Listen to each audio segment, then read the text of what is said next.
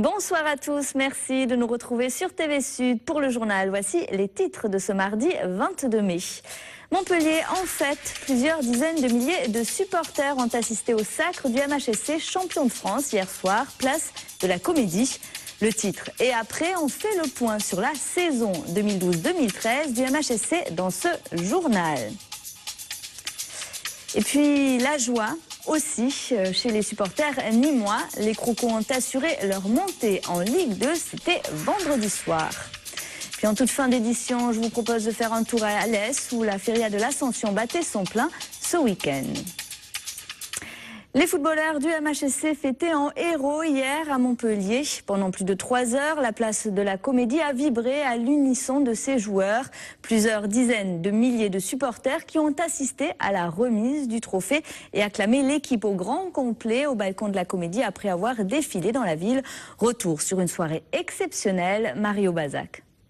Montpellier est champion de France de football 2012.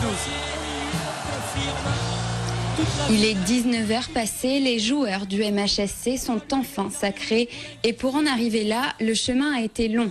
Dès 17h, les joueurs ont paradé dans la ville à bord d'un bus impérial, un défilé de plus d'1 heure pendant lequel ils ont pu rencontrer leurs supporters venus par centaines pour acclamer et féliciter l'équipe.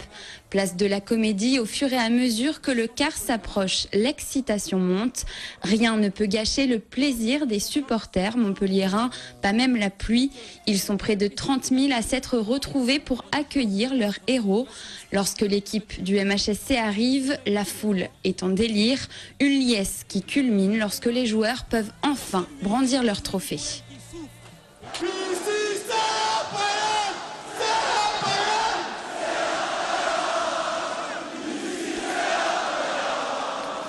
Quand tu tiens ce trophée entre tes mains, ça veut dire que tu as fait le boulot pendant une saison. On sait que les 38 matchs championnat de France, c'est vraiment très difficile, c'est un marathon. Aujourd'hui, on a été récompensé, c'est vraiment magnifique et il faut savourer ces moments-là quand tu vois autant de supporters montpelliérains devant toi comme ça, avec autant de joie, c'est vraiment magnifique. En communion, joueurs et supporters célèbrent ce moment historique. Comme promis, le président du club, Louis Nicolin, a tenu son pari. Coiffé d'une crête aux couleurs du club, il s'est adressé à la foule. Ça m'a fait chaud au cœur quand je vous ai vu tout cela. Ça m'a fait penser à l'homme qui, en 1978, a accepté qu'on devienne professionnel, parce qu'à l'époque, il fallait avoir l'autorisation de la mairie pour être pro. J'ai nommé Georges Frêche, très important. Et maintenant, dans l'histoire de la paillade, rentre René Girard. Je pense que c'est très important. Au départ, on n'était pas programmé pour être champion de France. Mais les choses se sont présentées d'une telle façon qu'on a un groupe qui grandit depuis 3 ans, qui a pris de la maturité, qui avance bien. Et petit à petit, je crois que l'esprit de la gagne s'est mis en place. Et puis on a eu un petit peu de réussite, beaucoup de détermination. Je crois qu'on a des garçons à féliciter. Tout comme le public montpelliérain, l'entraîneur du MHSC réalise peu à peu que le titre est réellement acquis.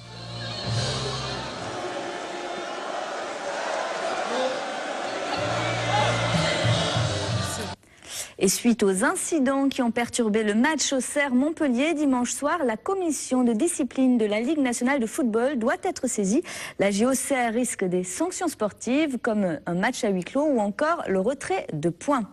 Dimanche, plusieurs interruptions de match de 40 minutes en tout avaient été ordonnées en cause notamment des jets de tomates, de balles de tennis ou encore des fumigènes sur le terrain. Et maintenant, quel peut être l'avenir du MHSC après avoir remporté le premier titre de champion de France de son histoire? Quel impact peut avoir le sacre sur son budget ou encore sur la composition de l'équipe? Certaines de jouer la prestigieuse Ligue des Champions. Élément de réponse, Olivier Brachard. Une casquette de champion de France et une participation en Ligue des Champions. Voici le nouveau statut du club. Un MHSC 2012-2013 qui va devoir se préparer dès maintenant. Est-ce que le groupe va éclater? Non, précisent les dirigeants. Les salaires des joueurs majeurs devraient être révisés à la hausse. On parle de 50% d'augmentation aux alentours des 150 000 € par mois. Une rémunération qui pourrait être bien meilleure sous d'autres cieux pour Giroud, Belhanda ou Mapuyanga Biwa. Ce dernier est d'ailleurs le seul à posséder un bon de sortie. En tout cas, tous les trois sont très convoités par de grands clubs européens. Cette équipe va continuer ensemble la saison prochaine ? J'espère qu'elle continuera ensemble. Pour le moment, on a fini cette saison ensemble. Donc voilà, c'est déjà un bon point. Ça nous donne encore envie de faire de grandes choses, de réaliser de très bonnes choses avec cette équipe de Montpellier. Mapou et Younes tentaient de vivre l'aventure de la Champions League avec leur club formateur. C'est de plus en plus d'actualité. Reste le cas d'Olivier Giroud qui a tapé dans l'œil des clubs anglais et du Bayern de Munich. Il sera difficile de retenir le meilleur buteur du championnat, de plus sous les feux des projecteurs lors de l'Euro. Le Bayern de Munich ferait le forcing, mais à ce poste en Bavière, il y a de la concurrence comme Mario Gomez. Aussi, Olivier Giroud a toujours rêvé de jouer en première ligue anglaise. Moi, je ne sais pas de quoi demain sera fait encore. Je n'ai aucune certitude. Je parle en toute franchise. Donc, qui vivra verra. Mais pour l'instant, on savoure on fait ce titre parce que c'est quelque chose d'exceptionnel et campeón. Et alors, Olivier, est-ce que... En cas de départ d'Olivier Giroud, le MHSC s'intéresserait à l'attaquant brésilien de Braga, Lima, ainsi qu'au jeune buteur de Ligue 2, Gaëtan Charbonnier. Un arrière-droit serait aussi recherché par le club. Reste aussi à étoffer un groupe qui jouera sur plusieurs tableaux la saison prochaine. En tout cas, sur le marché des transferts, Louis Nicolin ne compte pas faire de folie. Le premier chantier du MHSC, vous l'aurez compris, c'est d'abord d'éviter la fuite de ses cerveaux.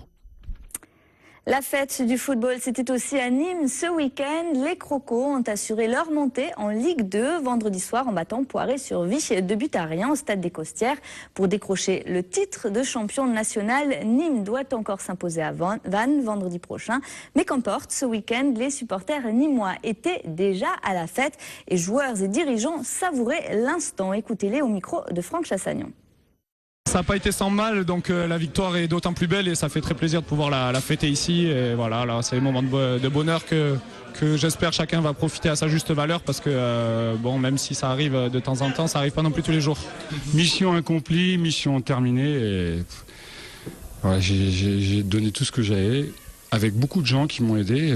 J'ai pas été seul, encore une fois, le staff, le président. Je crois que tout le monde a fait ce qu'il y avait en son pouvoir, mais c'est ma première montée. Plus personne ne dirait que je suis un tocard, un entraîneur de maintien.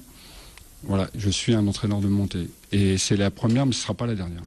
L'entraîneur nîmois Thierry Froger qui a laissé entendre qu'il pourrait quitter ses fonctions à la fin de la saison.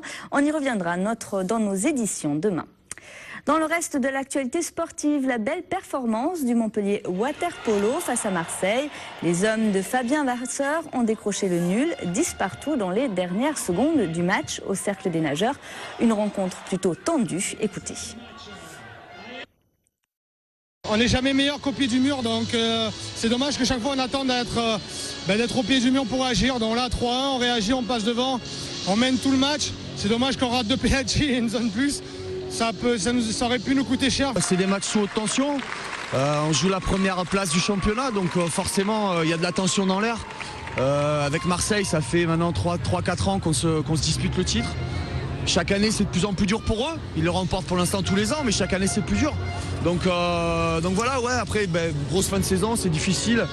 Et voilà, 10-10, on n'est pas forcément heureux du match.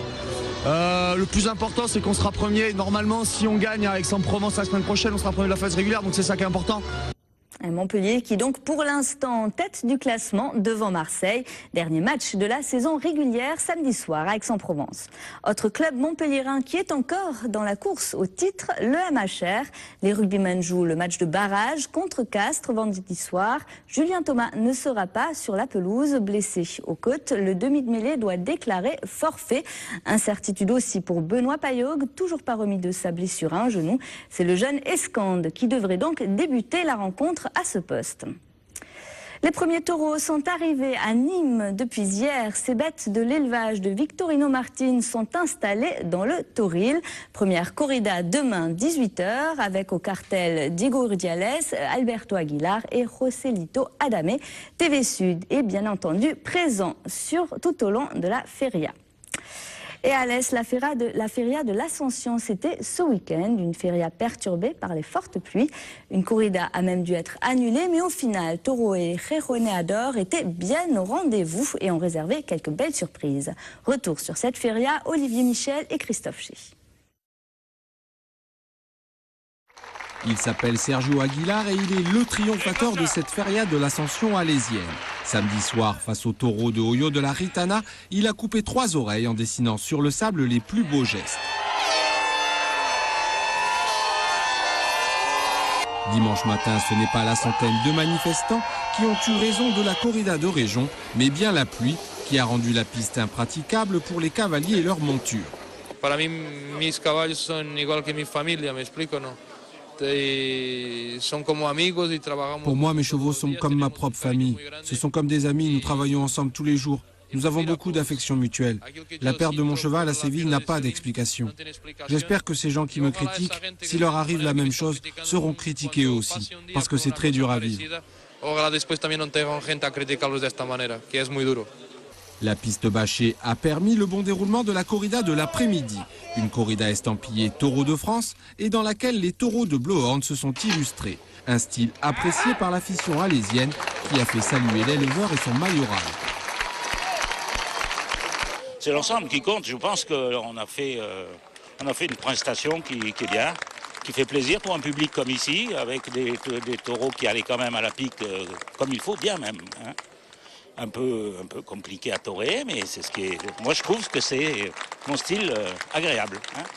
Face à ce lot, c'est Eduardo Gallo qui a montré le plus de disposition, quitte à se faire bousculer. De quoi couper 2 fois une oreille. Notons enfin que c'est Gabin Réhabi qui remporte le prix du meilleur picador. La Comédie du Livre se tiendra du 31 mai au 3 juin prochain à Montpellier. Cette année, c'est la littérature britannique qui est à l'honneur. Parmi les auteurs invités, David Lodge ou encore Jonathan Coe. Et au programme, comme chaque année, rencontres avec les auteurs et de nombreuses conférences et tables rondes. Et pour terminer ce journal, je vous emmène au musée à l'occasion de la 8e nuit des musées. Plus de 3000 établissements culturels en Europe ont ouvert leurs portes en soirée samedi, comme le Château d'Espérance à Nîmes où 400 personnes ont pu effectuer une visite guidée plutôt insolite. Alain Belon. Le Château d'Espérance, situé sur la commune de Saint-Gilles, a été l'un des 3700 sites pour cette 8e nuit du musée. Parcs et bâtiments ont été ouverts au grand public. Tous ont participé à une visite particulière. Le parcours, c'est un chemin sensoriel dans le parc. On les amène yeux bandés à la découverte d'un petit parcours pour les mettre en condition avant de rentrer dans le château et dans la pénombre du château. Après avoir aiguisé dans le parc tous leurs sens, le public est entré dans le château. Pour cette visite, il fallait avoir 2 accessoires, un masque et une lampe torche. Sous le thème de Fantomas, les visiteurs ont pu voir une exposition du plasticien Pierre Bendit Boucard avec une musique originale d'Hervé Bourde.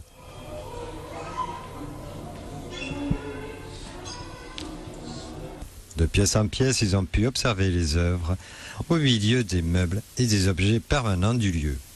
On voit rien, donc tout est au niveau du contact. Donc c'est ce qui a plu aux enfants qui ont eu peur chaque fois qu'ils arrivaient sur un obstacle. Et puis le fait que ce soit dans l'obscurité, c'était sympathique parce qu'elles ont pu voir tous les tableaux et être impressionnées quand elles arrivaient dans une pièce. J'ai pas vu la lampe de poche. J'étais dans l'extase de la découverte des lieux, qui sont vraiment magnifiques, hein. Authentiques, plein d'authenticité. Après, dans un deuxième temps, c'est vrai qu'avec la lampe de poche, ça fait des petites émotions. On cherche à se concentrer sur l'environnement extérieur, donc les bruits environnants. Nous venons de la ville, donc naturellement on est encore plus sensible au chant des oiseaux, au bruit du vent dans les arbres. Enfin le climat qui est recréé ainsi est assez particulier, c'est agréable, une expérience intéressante. 400 personnes ont réalisé cette visite particulière organisée pour cette 8e nuit du musée 2012.